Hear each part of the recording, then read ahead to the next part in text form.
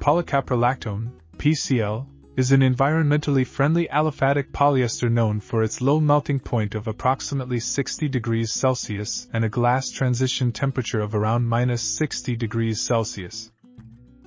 Often used as an additive to enhance other polymers, PCL's unique properties make it ideal for hand-moldable applications. This versatility is particularly advantageous in creating prototypes, repairing plastic components, and crafting, where its ease of use adds an element of enjoyment. Various commercial brands have capitalized on these qualities, offering products such as hand-moldable plastic, mold your own grips, simple plastic, Instamorph, Shape Lock, Missing Link, and Friendly Plastic in the United States.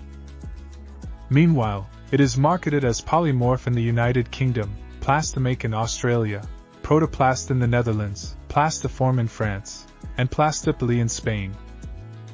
The video below showcases the remarkable potential of PCL in small-scale modeling, part creation, and plastic object repair, almost as if it were a material from the realm of science fiction. For more insights, check out the best comments, and consider subscribing for updates.